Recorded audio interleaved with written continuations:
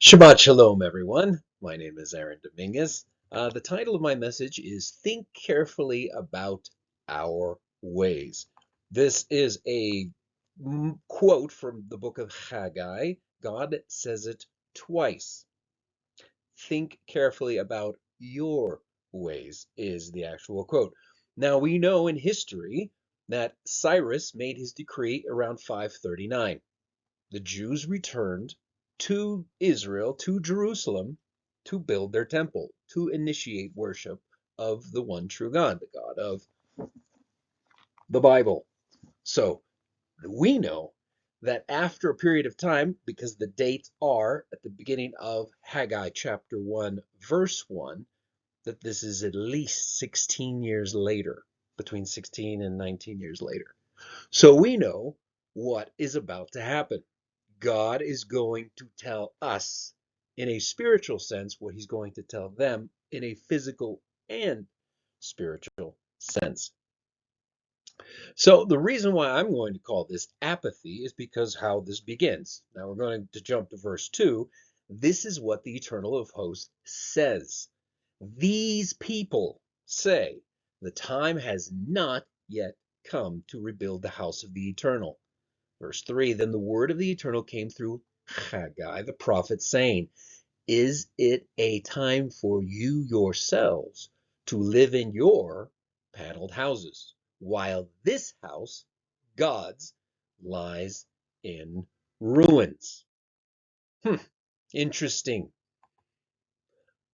Think carefully about your ways. Consider your ways as mentioned twice in Haggai chapter 1, verses 5 and 7.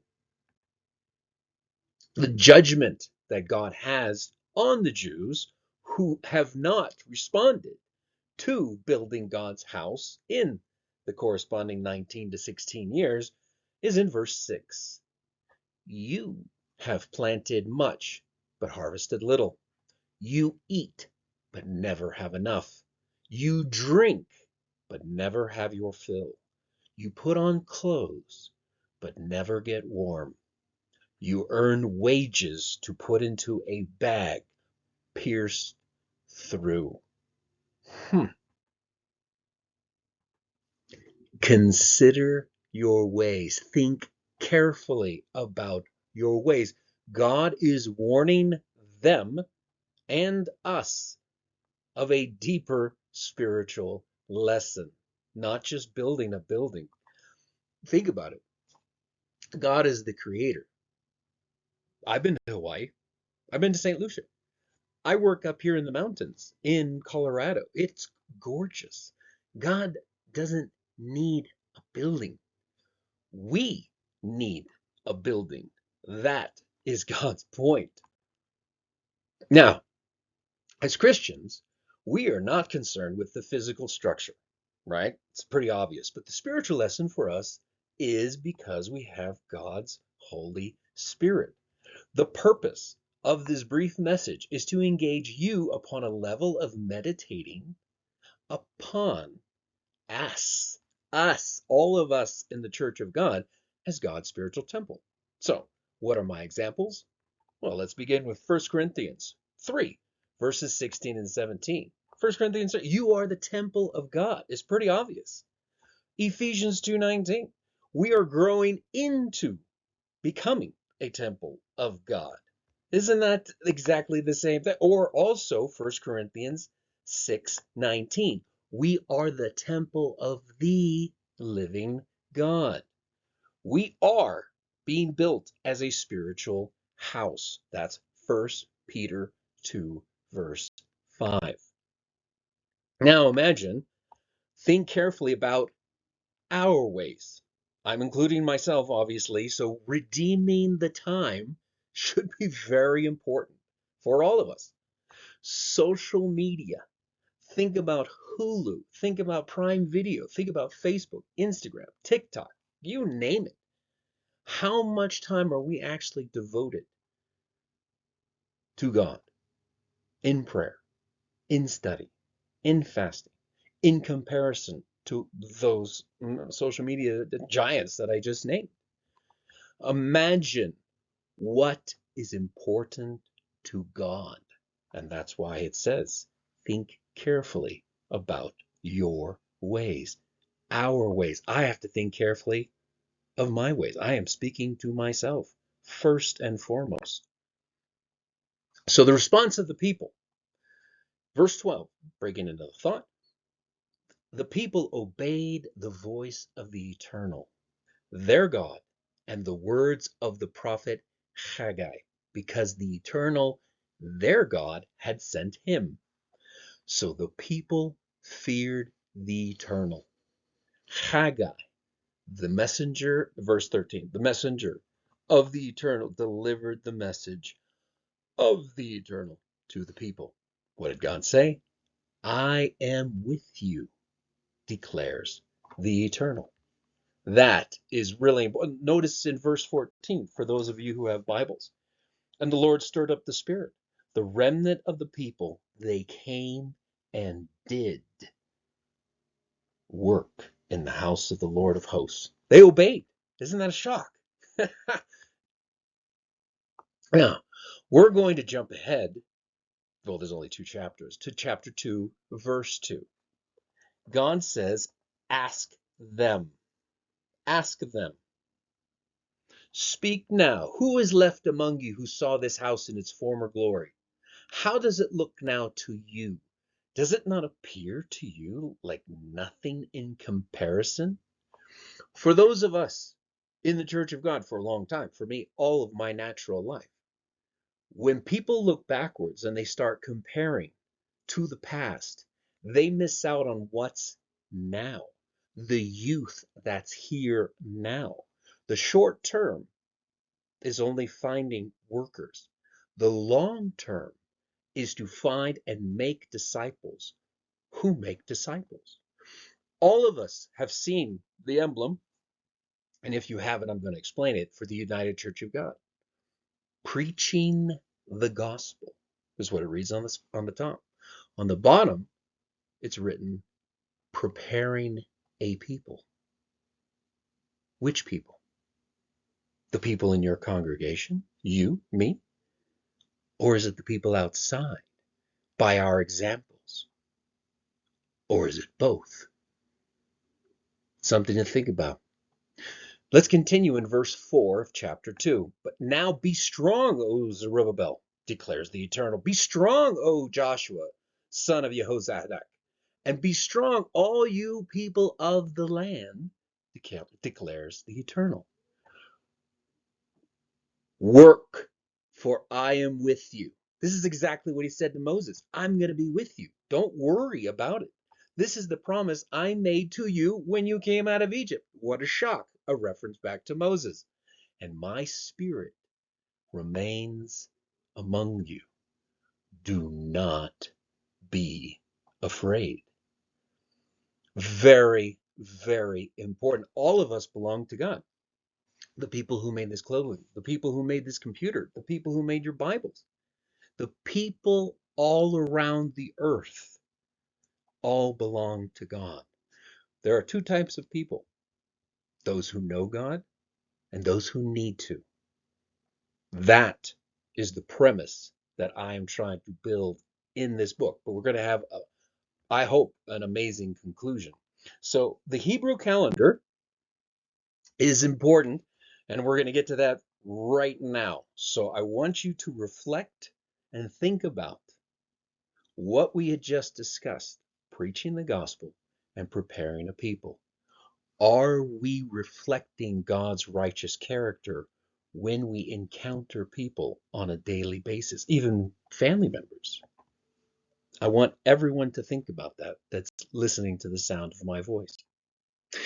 So this is a snapshot of the Hebrew calendar. For those of you who can't see very well, I'm going to zoom in, but I want you to notice that the 7th month is the Feast of Trumpets. Rosh Hashanah is what it is called in Hebrew today.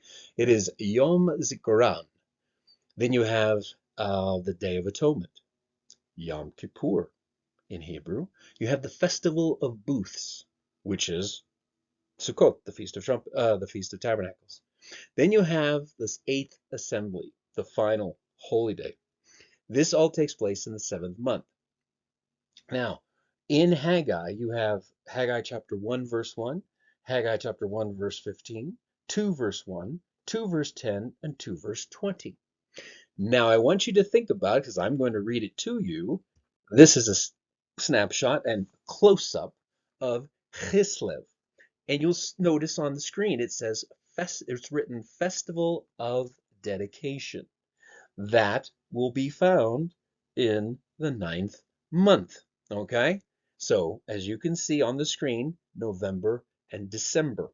November and December. That is where it overlaps. Okay?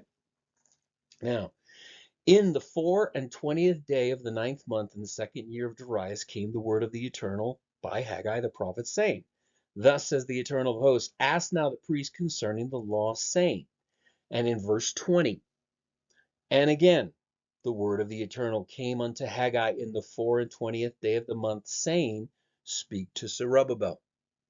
And when he talks to Zerubbabel, he says, Consider now from this day forward. Now, this is the consider your ways, consider what you're doing. Consider now. Trust that God is going to provide this prophecy. And this is the conclusion that we're getting to that hopefully will be interesting for all of you. From this day forward, the foundation of the Lord's temple was laid. Consider it. Is the seed yet in the barn? Yea, is yet the vine and the fig tree and the pomegranate and the olive tree? There's all this abundance that's about to sprout forth that God is going to start blessing his people. We look at this as clearly spiritual. It's so important. God is the prize. Our God is the one that we want. Physical abundant blessings, that's nice. It's wonderful, actually. But we always need to remember the spiritual. So let's continue. Do you know this booklet? It's called The United States in Prophecy. I grew up learning this as a child in the 1980s. In this booklet, you will find the counting within Daniel. 7 times will pass over Nebuchadnezzar. 7 times a year, biblical year is 360. 7 times 360 is 2,520. 2,520. Now, imagine you can also take mini, tekel, upharsin, a mina, a shekel, and a perez. 50 shekels, 1 shekel, 25 shekels. 126. Multiply that times 20 gerahs, which you will find in Numbers 3, verse 47. And you will also have 2,520. So that's 2 different ways that you can get the same number. And God says from this day forward, he will bless who? The Jews only, or God's people? Or God's people through the Jews? Now, I want you to take 604 BC, when the temple was beginning to be destroyed by the Babylonians, and add 604 BC, 2,520 years. There is no year for zero. I need to put that in there. And your calculator should come, if you add 1 back for year 0, which there is no year 0, you will have 1917. When God said right here, from this day forward, that was the 24th day of the 9th month. That's the eve, and on the screen that you saw of the calendar, the 25th of the 9th month is Hanukkah. Who walked into Jerusalem is right here in this photo. General Allenby marched into Jerusalem on the eve of Hanukkah, exactly as the prophet Haggai predicted, because God told him it would happen. And it happened 2,520 years after 604 BC. I wonder if that's a coincidence. Our God is amazing, declaring the end from the beginning and the beginning from the end. This photo was taken on the December 9th, 1917.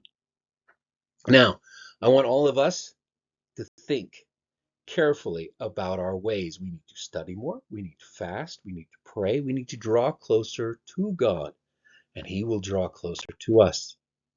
Now, In my first point, in conclusion, it was apathy. Second was judgment. And the third was the response. I hope that this message will be rewarding for all of you, that you consider your ways now.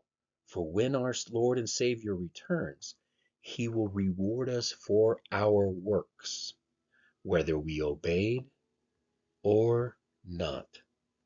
Shabbat Shalom, everyone. I want you to have a wonderful, inspiring, and uplifting Sabbath day.